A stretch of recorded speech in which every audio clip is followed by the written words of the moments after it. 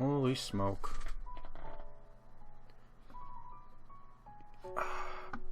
You know what? Folks, I think we're looking at the full set.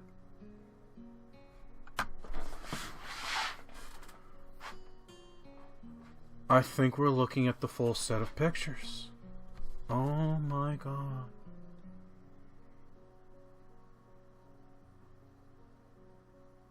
Hi there. I'm Ryan, aka the Ryeman.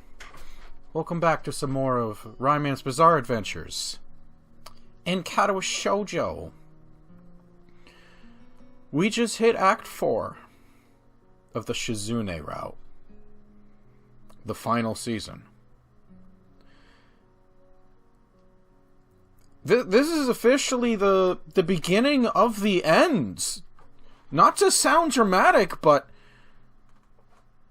yeah.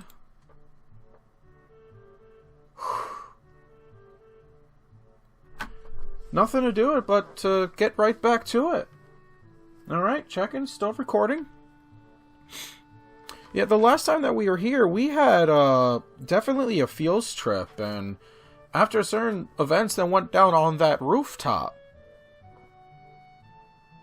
I don't really know how much more I can actually make fun of Misha, if at all, really. Like, jeez. Only a day later, the weekend has already arrived. I dropped a heavy stack of books on the librarian's desk, not meaning to slam them, but they weigh so much that it happens anyway. Who wanted to start off this segment with giving Yuko a heart attack? Yuko bolts out of her chair with enough force to dislodge her glasses. She barely holds on to them. Oh, hi. Sorry, I'm here to return all those books I was supposed to. That's great, but I wish you had brought them back sooner. It wouldn't be a problem if the library had more copies of everything, but it doesn't. And they act like that it's my fault. They? Other students, they can be, pretty pushy. Not for nothing, how pushy are we talking about? Sorry, it just kind of slipped my mind. It's been a pretty rough couple of days. Can't imagine a group of students from this school tracking down the person responsible for holding up a couple of books and just shouting, "There! Get him for his poems!" Oh, I suppose you don't want to talk about it. Yuko meekly turns to the task of logging all the books I brought back his return, treating them with extreme care and precision, like she's a bomb disposal technician rather than a librarian. Over the past couple of days, I've been thinking about something Misha said. Of course, I thought about everything she said, but one thing in particular keeps coming back. She talked about how she didn't want to miss people or about being apart from them anymore. When I recall those words, they stopped me cold, like a sharp slap across the cheek. Just a few months, we'll be graduating. Misha and Suzune were nearly inseparable, but after graduation, they might never see each other again. I wonder if that thought is what started all of this. If Misha were to try and talk to Suzune about it, Suzune would likely wouldn't think about it at all. It would sadden her, and for that reason, she would try to toss it away. For someone like Shizune, who's so quick to suppress her worries, it would be easy. Misha turned out to be more sensitive than she seemed. It would have crushed her even more so because Shizune's reaction come off as pretty cold. I don't know if that's how Shizune handled it, but it seems likely. I can understand why she would act that way. I can understand why Misha would be troubled by the thought of drifting away from someone who was such an important part of her. I never thought about graduation until that moment. Then I began to think things like, has it really only been less than a year? I started thinking of everyone I've met, not only Shizune and Misha, but everyone else. Has it only been like 5 years since I've started this? Katawa Shoujo, like, altogether. And as I come to the end of this chapter, I go back in my mind now, and And I remember, and I start to recount all the things that happened. And not just with Shizune and Misha, but with Hanako, Lily, Rin, Emi, Kenji, the nurse, Yuko, all these characters. Every one of them the same, but every single route someone different. This game, this visual novel is S tier. And if you told me out of all the fucking visual novels I've ever had to or ever will do for this channel, I don't think any of them are topping this. I'm sorry. Clace, brother, if you're out there, I know you are not listening. I'm yelling at my webcam even though it's not on. Stop that. And I know you don't give a fucking damn about who I am or my opinion, but I'm sorry, as much hard work as you have put into your games, and I will be the first one to stand here and go, yo, despite my sarcasm and jokes, you did good! Understand me, you did good! But fuck me running like Kato Shoujo. S tier.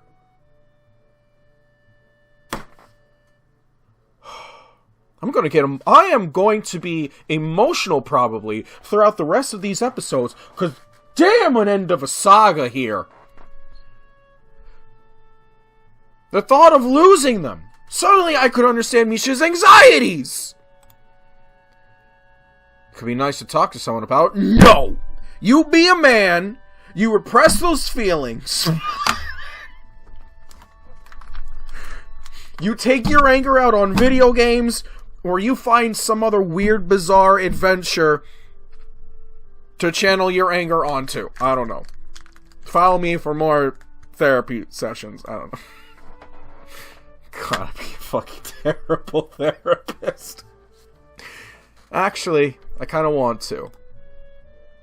With whom? I can sense an obvious tinge of apprehension in her voice. With you. Really? Are you sure? Why me? Because you're an adult.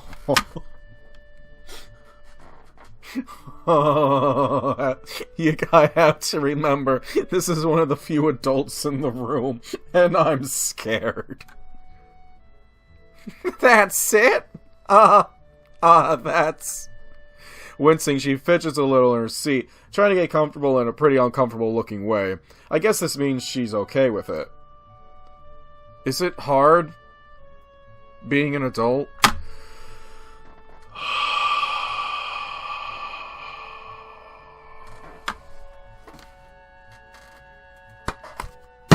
Is it hard being an adult?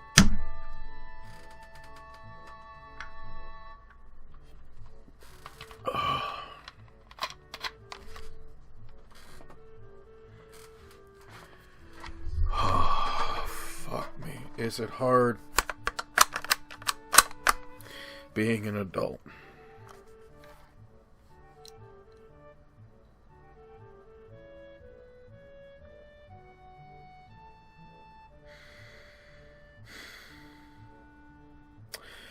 I'll give you a quick tutorial. Step 1. Pay your bills. Step 2. Go to work. Step 3. See Step 2 in order to accomplish Step 1. Step 4. Eat some macaroni. Step 5. Don't let the dread set in. Don't let it! Step 8. Clean the carpet.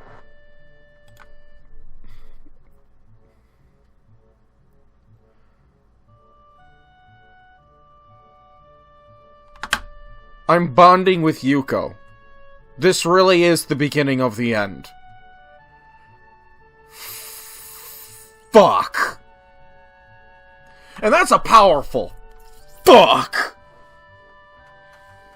That's like some poor kid asks you, because I know it ain't no children on this channel watching this content, so let's be frank here. Some poor kid asked me, it's like, Mr. Ryman, is it hard being an adult? And I just gotta, like, sit there, put my newspaper down and be like, God damn it, kid, that question. Books! Yes. Yes, it does. What the fuck just shifted on my desk? What moved? What moved? Did my gun move on its own?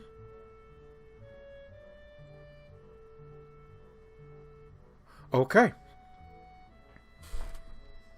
Okay. Okay. I don't think I'm that old, though. It's surprising that students now, like Shizune and you, wear stuff like perfumes or colognes. I never did.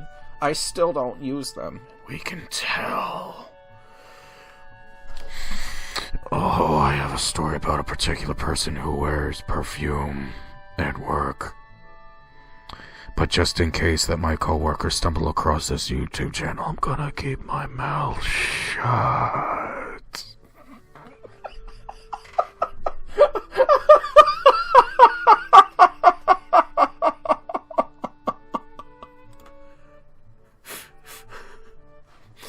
But by the way, you're not wearing your crepe cologne today. No, I've instead started putting peanut butter behind my ears. Yeah, it wasn't working out for me. Oh, that's good. I thought the same thing. I'm sorry. Yuko looks genuinely sorry, and I feel a pang of guilt. I mean, I smile, despite myself. A tiny lie like that can only come back to bite me in the ass. For Misha, trying to conceal how she felt in order to put on a happy face for Shizune for so long, must have been crushing. Someone I know brought up that we're going to be graduating, and I realized that I've never, thought about it before. I feel stupid that I could go for so long and never think about these things. I've met a lot of great people, and I've never thought about what it's going to be like to graduate and maybe never see them again. Damn, this episode doing numbers.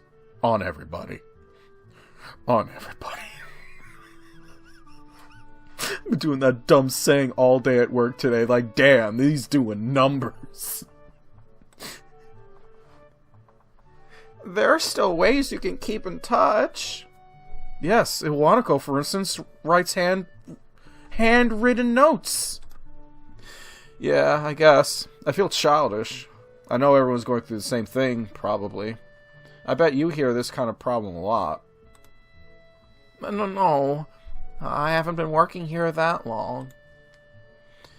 I worried about the same thing when I graduated from high school. I didn't go to school here, though.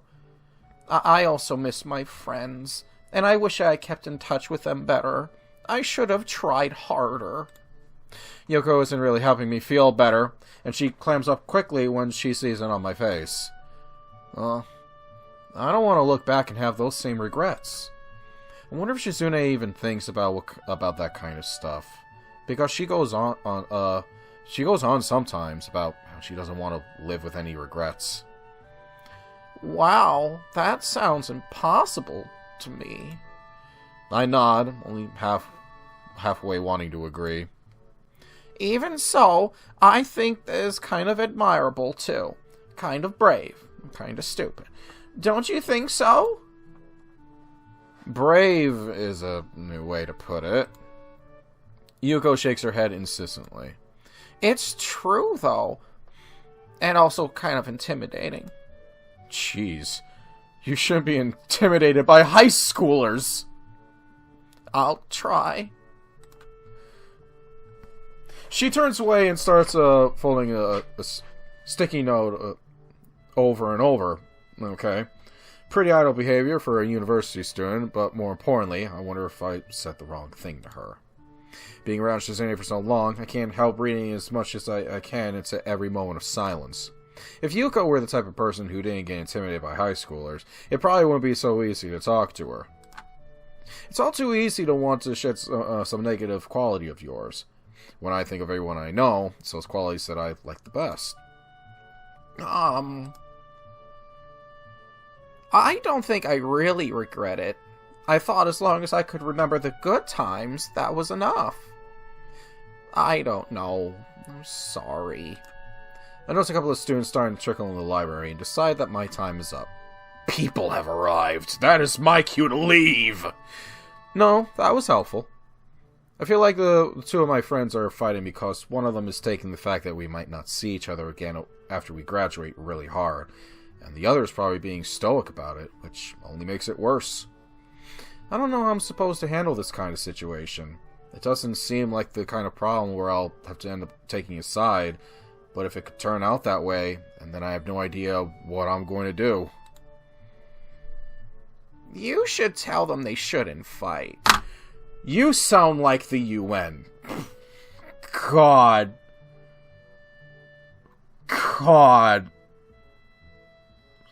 Some people may not understand that kind of joke, but the ones that would get it, they're gonna be sitting there nodding like, that joke bucks. It's doing numbers on everybody.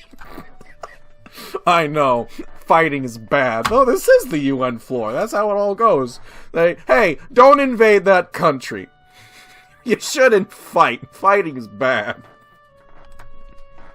It's not Shizune and Misha, by the way.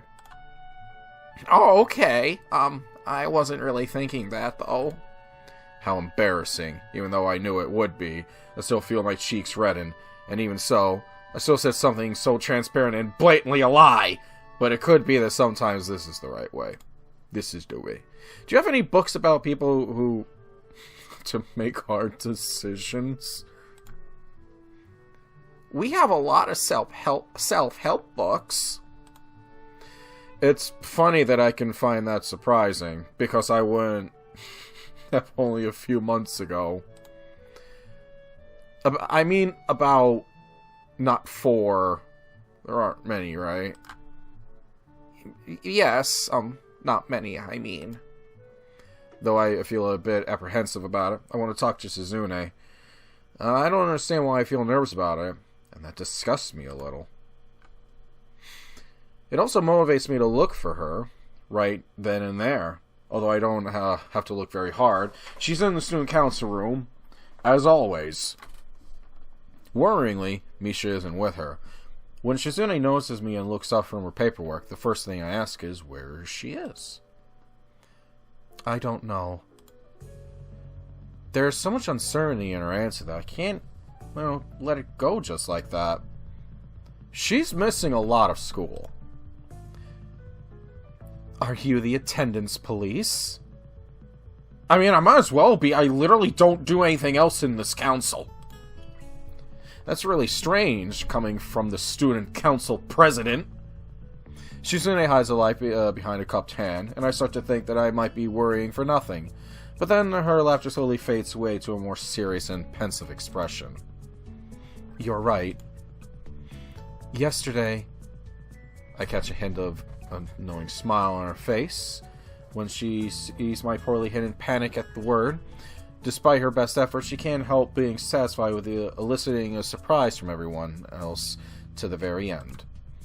Even then, I can see that she has bigger concerns from how quickly her smile vanishes. Before either of you noticed me, I saw what you were saying. I'm not stupid. If I hadn't, I could still see through Misha while we were walking back. Even if she hadn't told me everything later. She didn't make a big deal out of it, but any way you look at it, it's my fault, isn't it? What did she tell you? Shizune winces at the question, though it's clear she's been expecting it. She follows it up with a very grand gesture. A lot. Like that I can be selfish and confusing. I try too hard to bring people around me and then push them away. I didn't know what I should do. I thought she was right to mention all those things. So I just agreed with her. But that only made things worse.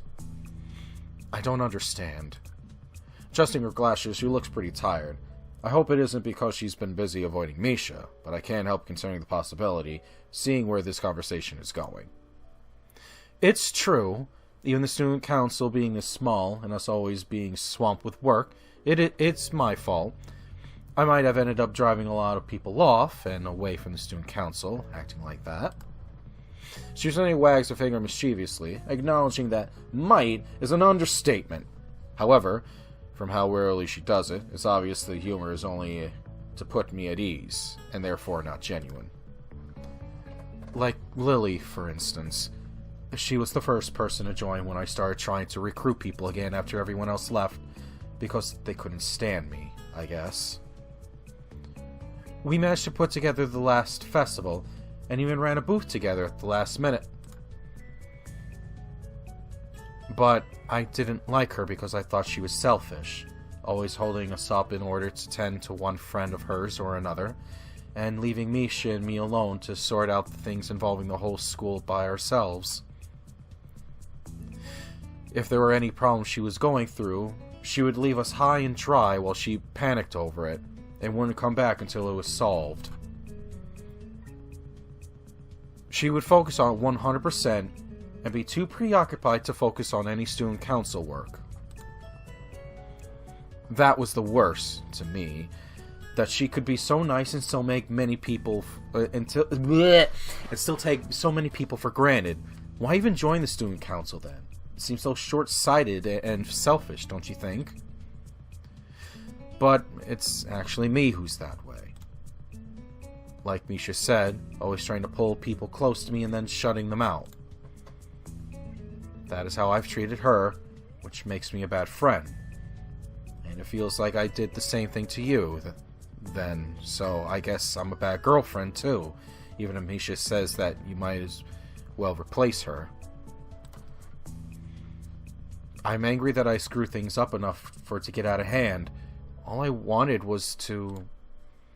She paused just to look for the right words, tenting her fingers in concentration. Make people happy, I think. The only thing that would probably 100% complete this whole entire coming full circle thing is Shizune and Lily to also bury the hatchet. All the revelations are out there. Nothing is left masked.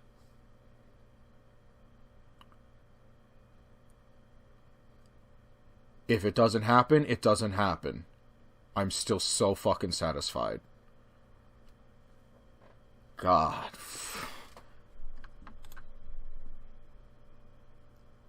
Even though that seems like a simple way to put it. As she rests her head against her hand, Shizune bangs fall delicately across her eyes, hidden behind those polished glasses reflecting just the tiniest bit of light. It may be wrong to think so, but right now, she seems especially beautiful, like a more complete person. It feels like this may be my first chance to respond to her outpouring of emotions. Replacing Misha as Shizune's interpreter? Misha must be joking. It took all my energy to keep up with her just now, her signing filled with gestures that I've never seen before. Likely their habits picked up from Misha, and developed from years of them being together. I could never replace someone so close to her. I like you because I like you, not because I got tricked into it by you. Despite how hard she tried, anyway, I continued to stare back into her eyes, as sharp as ever. The first time I saw them, they had seemed a bit intimidating to me, like the eyes of a predator. That hasn't changed, which I find reassuring. I still want to make everyone happy. Starting with Misha. Shizune looks a bit annoyed that I would imply she would start with anyone else, and smiles confidently, as though a friend's sadness is a physical opponent she can just strangle into submission. Of course. Obviously. Naturally. Taking off her glasses, she leans back in her chair and lets out a sigh. It's the first time I've seen her without them on. Oh my god, I looked up! It's the first time I'm seeing without them on! You know what? Here's a fun fact, because I wear glasses and contacts myself. The first time that I went to from glasses to contacts, like, people looked at me like I was a completely different person. It's that thing, you see someone with something for so long, you can't imagine them without it, right? Think about it. Think about it more than none. Then do a little meth. Then you realize it makes sense what I just said. But I don't get a good look before she slips them back on. En contraire, with the power of technology, wha-bam! There it is again. Glassless Shizune. And now they're back. But I'm too tired to start today. First thing tomorrow, it is the weekend. For them. Not for me. Do you want to help? Of course! Yeah! And I have other student council stuff you could help me with while you're at it.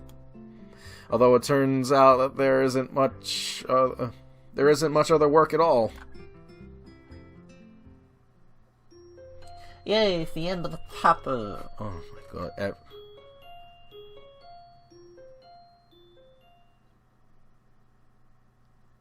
Every bit of dialogue I go through now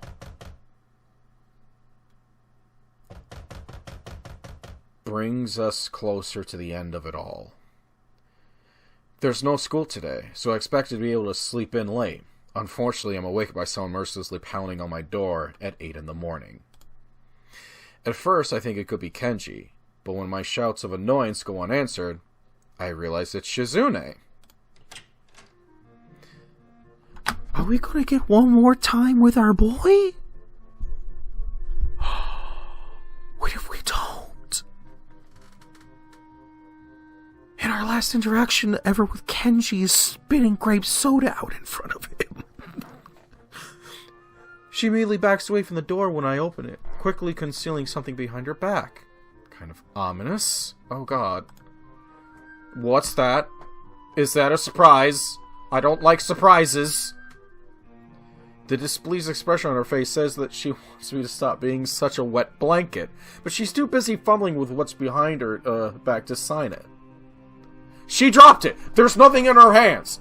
It must be frustrating for her, because seconds later, she swings the object out, proudly, and also a little dangerously. Ta-da! A picnic basket. We can have lunch together, the three of us. Okay! It's not really a basket, looks more like a plastic bag. Taking a quick look inside, I can see most of the food inside is also store-bought, not homemade. Some items still have a price sticker on them. There's a very diverse selection here, though. Even a little tin... really? Even tiny tin of caviar? I'm slowly becoming more impressed with this lunch. I pick a grape out of there and pop it into my mouth. Don't just take things like that. I spent all night perfecting this final weapon. Oh, she gets another point. Because she gets another point for referring to a bag of food as a weapon. I respect that. And I'm going to end it here for now. I'm going to end it there for now. Oh my lord. Saving it there. Yeah. We are so much closer to the end of everything. Folks, I hope you had some enjoyment out of this episode. I know I did, because I'm slow in the brain, therefore I can easily amuse myself. So, you know that old shindig of messing with YouTube's algorithm? Give it a like, comment something, just even to say hi. I'll say hi back. Let's beat YouTube at its own game We gotta prove that it's possible to have a strong, numerous community when you just do this stuff as a hobby to fuck with YouTube, and they're catering to some very questionable content creators out there. Stay awesome out there, though, folks. Adios.